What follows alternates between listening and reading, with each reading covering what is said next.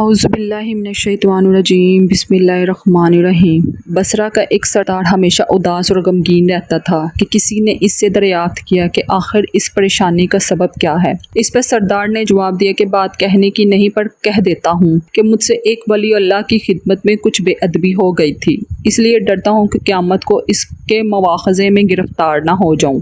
واقعہ یہ پیش آیا کہ میں ایک مرتبہ زیارت بیت اللہ کو چلا اور سب دوست اور عزیز و اقارب رخصت کرنے کے لیے آئے۔ حسب دستور کچھ دور چل کر میں نے سب کو لٹا دیا، مگر ایک شخص زید جو میرے خواص میں سے تھا واپس نہ ہوا اور اس نے میرا پیچھا نہ چھوڑا۔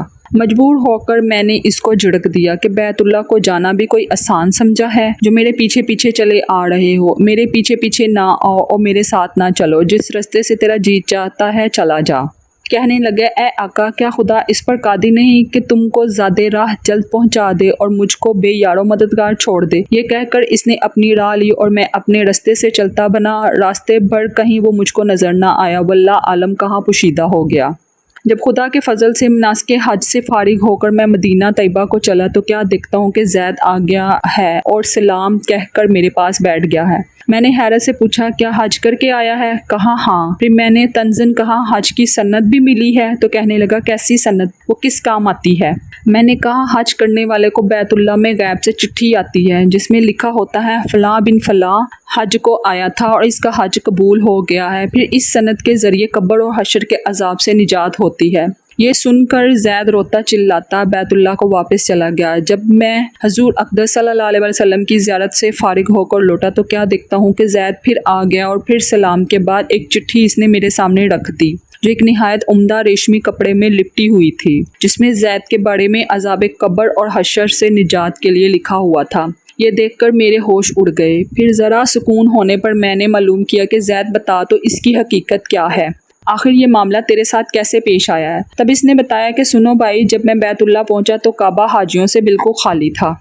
اس وقت میں نے گڑ گڑا کر زاروں قطار رونا اور چلانا شروع کر دیا کہ اے مالک دو جہاں، کیا غریب گناہ گاروں کا حج بھی قابل قبول نہیں؟ جو مجھ کو حج کی سند نہیں ملی، کیا غریبوں کا کعبہ اور صاحب کعبہ اور ہے جو وہاں سے جا کر سند لاؤں؟ مجھ کو قسم ہے تیرے عزت و جلال کی، جب تک چٹھی نہ پاؤں گا کعبہ سے باہر نہیں جاؤں گا اور روتے روتے یہیں مر جاؤں گا۔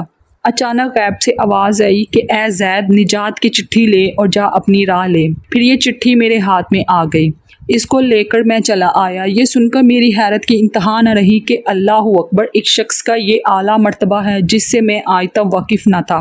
پھر عزت و احترام کے ساتھ میں اسے اپنے ساتھ بصرہ لے آیا اور وہ چٹھی نہایت احترام و تعظیم کے ساتھ ایک صندوق میں بند کر دی۔ جب کبھی جی چاہتا تو انتہائی ادب و احترام سے نکال کر اس کی زیارت کر لیتا، چومتا اور آنکھوں سے لگاتا تھا اور پھر محفوظ کر دیتا۔ اتفاقاً میں کہیں سفر میں تھا کہ میرے پیچھے زید کا وصال ہو گیا۔ جب میں واپس آیا تو اس خبر سے میرے رنج و قلق کی انتہا نہ رہی کہ افسوس میں ایسے ولی کی تدفین میں بھی شامل نہ ہو سکا۔ پھر اچانک مجھے وہ چٹھی یاد آئی جو میرے صندوق میں محفوظ تھی، تو میں اور بھی بےتاب ہو گیا اور اپنے اوپر افسوس کرنے لگا کہ سفر کو جاتے وقت میں نے وہ چٹھی زید کو کیوں نہ دی۔ پھر اپنا مہر شدہ صندوق منگوا کر دیکھا تو اس طرح با مہر بند تھا۔ جب میں نے صندوق کھولا تو اس میں چٹھی نہ پائی۔ اب تو میرے غم و عالم کا کچھ ٹھکانہ نہ رہا اور ایک حشر کا عالم برپا ہو گیا۔ زاروں قطار رونے لگا اور روتے روتے سو گیا۔ کیا دیکھتا ہوں کہ طرح طرح کی سجو ہوئی جنت میں زید سر پر ایک تاج رکھے ہوئے زرق برق لباس میں تخت جوہر پر جلوہ فروز ہے اور اس کے چاروں طرف حوروں کے جمگٹھے ہیں۔ میں نے قریب جا کر سلام کیا تو اس نے کہا، اے آقا، اس قدر پریشان کیوں ہو؟ میں نے کہا، مجھے یاد نہیں وہ چٹھی تو نے مجھے دی تھی۔ کہنے لگا، وہ تو یہ ہے، اس کی بدولت یہ دولت و حشمت مجھ کو حاصل ہوئی۔ اب آپ کچھ تردید نہ کیجیے، میں اپنی من مانی مراد کو پہنچ گیا ہوں۔ جو اللہ کا ہو جاتا ہے اللہ تعالیٰ اس کی سب مرادیں پوری کر دیتا ہے۔ دعا ہے کہ اللہ تعالیٰ ہم سب کو بھی اس واقعے سے سبق حاصل کر کے اس پر عمل کرنے کی توفیق عطا فرمائے، آمین۔